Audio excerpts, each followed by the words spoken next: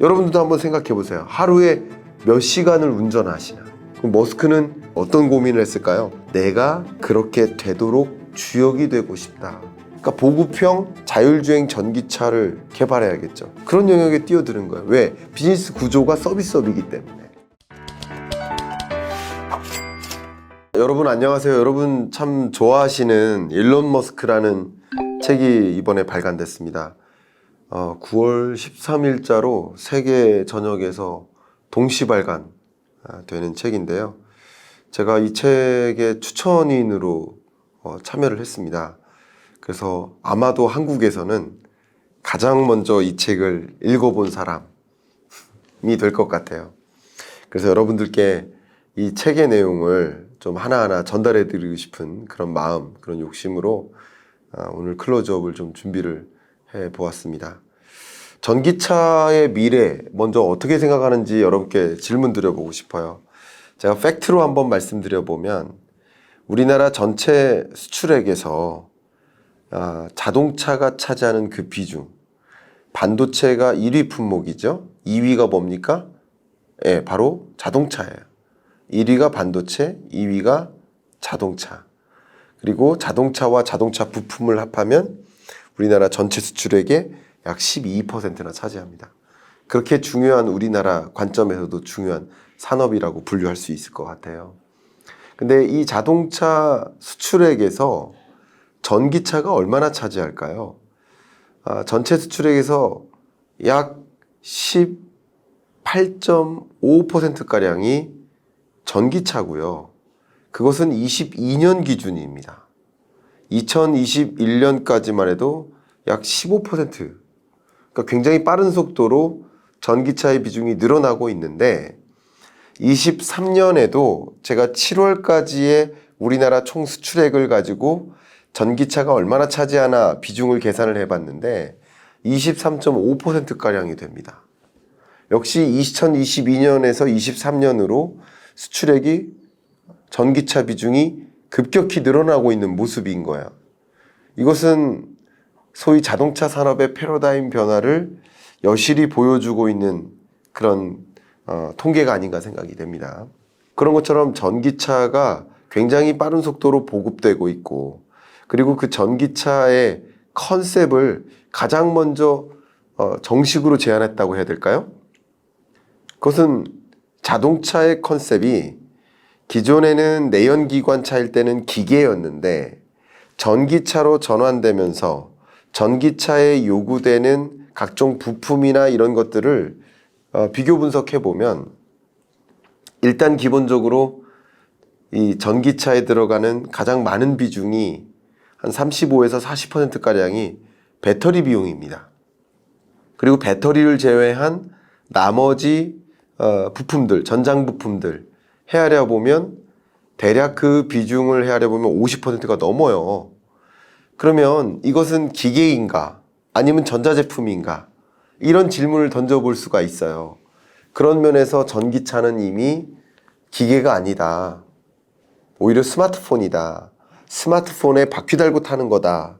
그러면 기계가 아닌 이상 전기차에서 중요한 개념은 기계적 기술, 기계적 디자인, 눈에 보이는 그런 것, 그게 사실 그 자동차의 경쟁력이 아니라 사실 이 전기차의 굉장히 중요한 그 컨셉은 어쩌면 핵심 역량은 기계적 역량이 아니라 기계적 경쟁력이 아니라 외장에 있는 것이 아니라 바로 소프트웨어에 있다. 그래서 이 자동차를 뭐라고 정의 내립니까? SDV라고 정의 내리기 시작합니다. 이 SDV라는 개념이 Software Defined Vehicle, 그러니까 자동차인데 탈 것인데 뭐로 정의 내려진 소프트웨어로 정의 내려진 탈 것 이런 뜻이에요. 그 SDV라는 컨셉을 가장 먼저 던진 게 바로 누구예요? 일론 머스크예요. 그러니까 되게 재밌게도 테슬라의 미래를 생각해 보면 지금 현재로 제가 이 추천문에도 뭐라고 담았냐면 테슬라는 사실 시장을 압도하고 있다. 매출액 기준으로 상위 1등부터 15등까지 쭉 나열하면 자동차 산업에서 매출액으로 보면 테슬라는 15위에 불과해요. 1위가 도요타죠. 근데 1위 기업의 시가총액을 계산해 보면 도요타의 3배에 이릅니다. 그게 바로 테슬라예요. 테슬라의 매출액 기준으로 보면 앞에 1위부터 7위까지의 상위 7위 기업의 시가총액을 더한 것보다 테슬라의 시가총액이 더 커요. 그럼 왜 그런 겁니까? 주가가 그렇게 높다는 얘기는 테슬라는 미래를 달리고 있다. 다른 자동차 기업들이 현재를 달려가거나 테슬라가 설정해 놓은 그 고를 따라가기 바쁜데 테슬라는 혼자서 미래를 달려가고 있다. 이렇게 해석해 볼 수 있을 것 같아요. 그러면 그런 배경에는 뭐가 있을까요? 물론 여러 가지 배경이 있지만 이 책은요, 바로 일론 머스크에 집중합니다.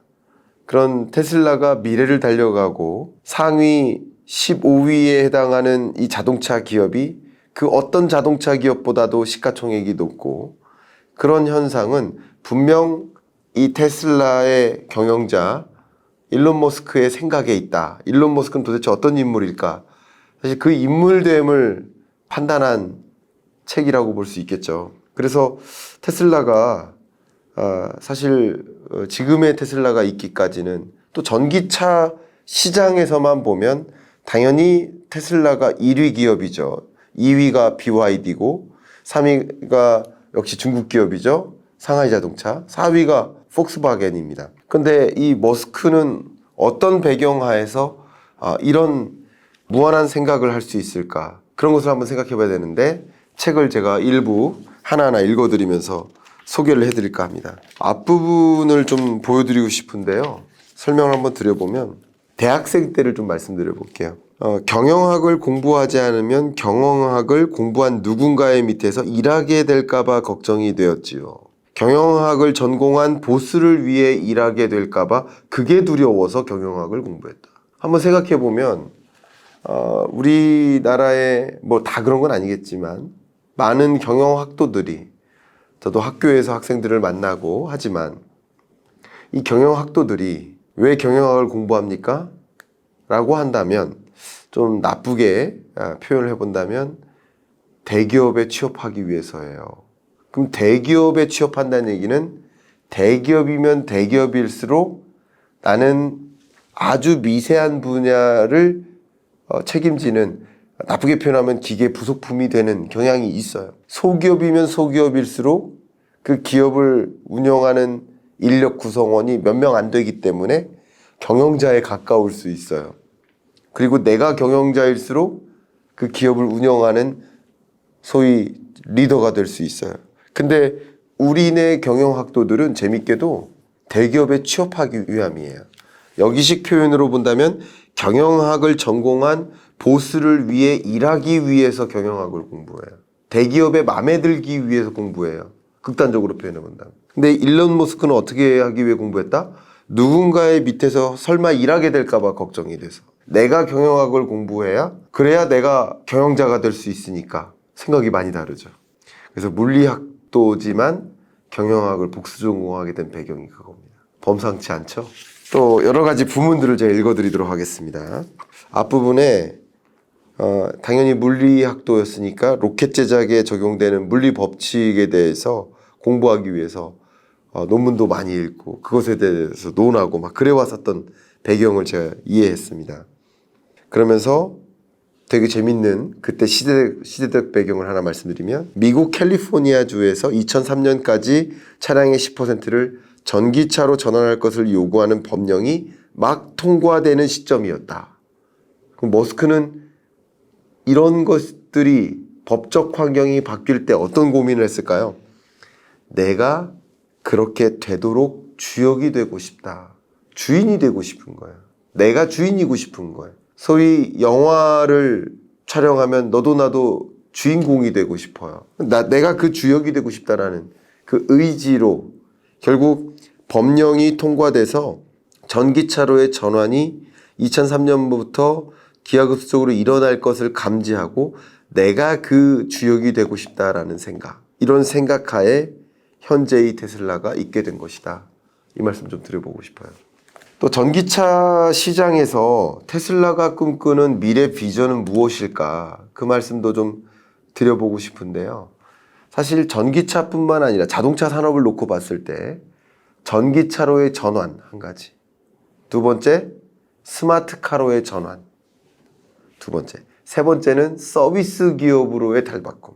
이게 무슨 말이냐면요, 이 자동차 산업이 과거에는 소위 그냥 기계 산업, 내연기관차, 근데 그게 아니라 전기차, 클린카로의 전환. 두 번째는 내가 운전하는 자동차였는데 자율주행차로의 전환, 스마트카죠. 세 번째로는 이 자동차 제조사는 기계회사니까 제조기업인데, 아니다, 우리 제조회사가 아니다, 만들어진 제품을 이용해서 서비스하기 위함이다. 우리는 솔루션, 소프트웨어를 개발하기 위함이다. 컨셉 자체가 바뀌는 거죠. 이런 3대 패러다임 변화가 일고 있는데, 다 말씀드리긴 그렇지만 서비스 기업으로의 탈바꿈, 그 부분을 좀 말씀드리고 싶어요.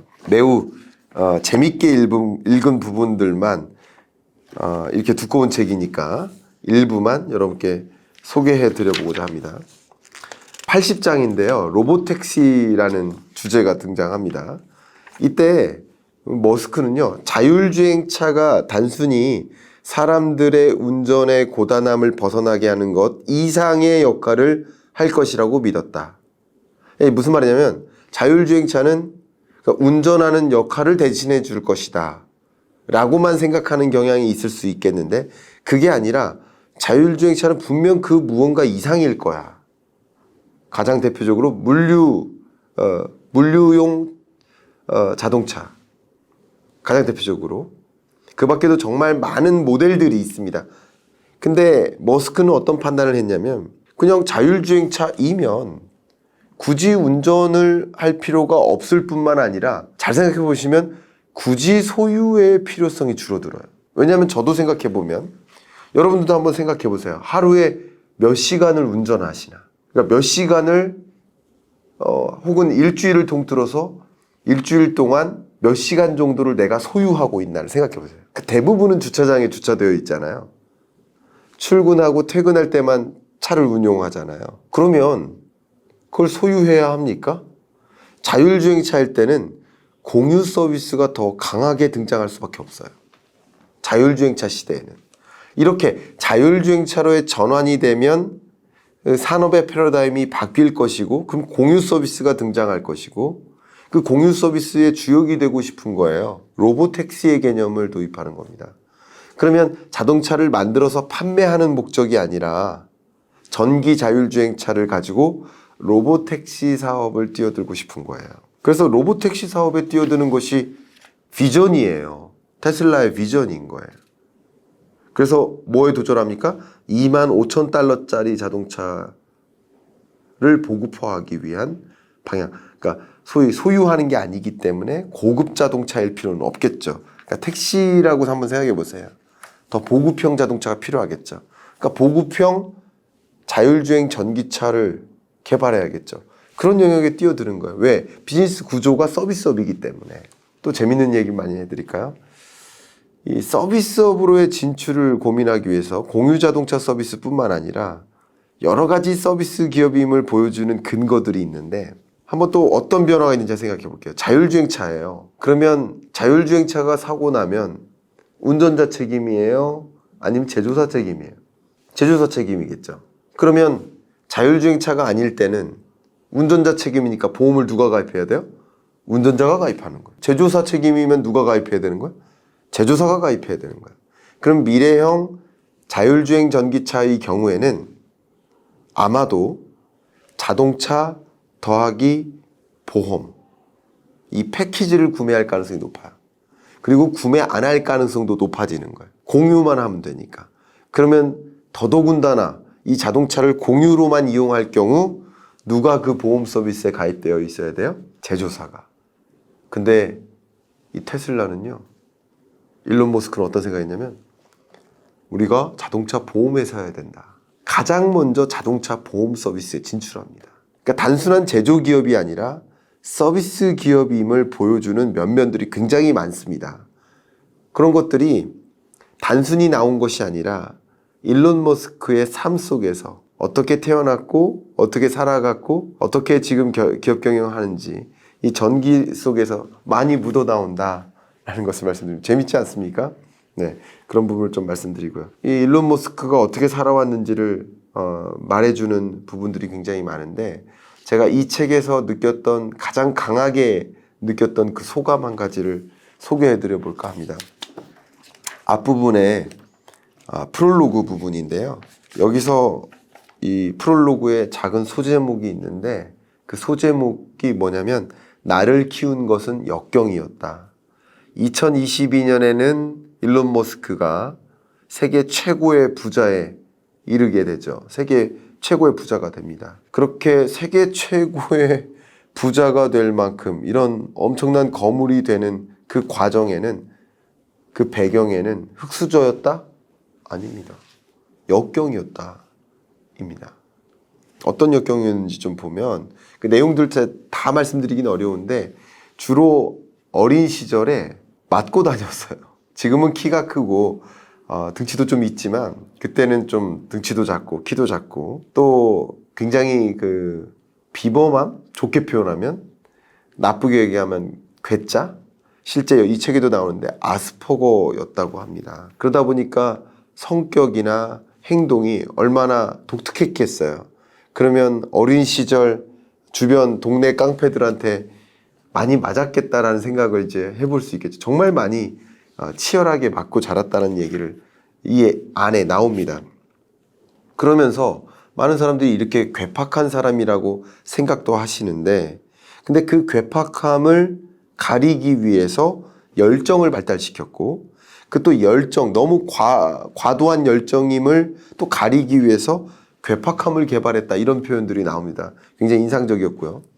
특히 다른 기업가가 세계관을 개발하려고 애쓰는 동안 그는 우주관을 형성하고 있었다라는 이 문장이 너무나 기억에 많이 남습니다. 그러니까 우리나라 앞에 말씀드렸었던 것처럼 우리나라 경영학도들이 사실 경영학을 열심히 공부하는 이유는 대기업에 취업하기 위함이에요. 근데 지금의 대기업들은 사실 일론 머스크처럼 이런 괴팍함을 가지고 뭔가 스스로 역경을 딛고 일어서서 사업가가 된 케이스가 아니라 할아버지로부터 물려받은 그 기업을 운영하는 거예요. 그러니까 어떻게 보면 이렇게 딱 짜여져 있는 공부를 하고 그리고 세계관을 막 개발하기 위해서 애쓰는 그 기업인으로부터 마음에 들기 위해서 공부하는 거예요. 나쁘게 표현해 보면. 근데 일론 머스크는 우주관을 형성했다. 결과적으로 미래에 지향하는 그게 굉장히 멀리 나가 있다. 그러니까 일론은 계속 미래를 고민하고 기업인들은 그 일론이 고민하는 것을 고민하고 그리고 우리 경영학도들은 그런 기업인들의 마음에 들기 위한 나가 되기 위해 움직이는 건 아닐까 그런 생각을 좀 해봅니다. 또 이런 이야기를 해볼게요. 과연 그가 괴팍하지 않았다면 또 과연 우리를 전기차의 미래로 그리고 화성으로 인도하는 사람이 될 수 있었을까? 2022년 초 스페이스X에서 31번이나 로켓을 성공적으로 발사시켰고 테슬라의 자동차가 100만 대 가까이 팔렸고 머스크가 지구상에서 가장 부유한 사람으로 등극한 그런 기념비적인 한 해를 과연 이분의 괴팍함이 없었으면 가능했을까? 이런 부분들을 여러분들도 한번 생각해 봐 주시면 어떨까 하는 마음에서 이게 제가 느낀 이 책의 어떤 소감이라고 볼 수 있겠습니다.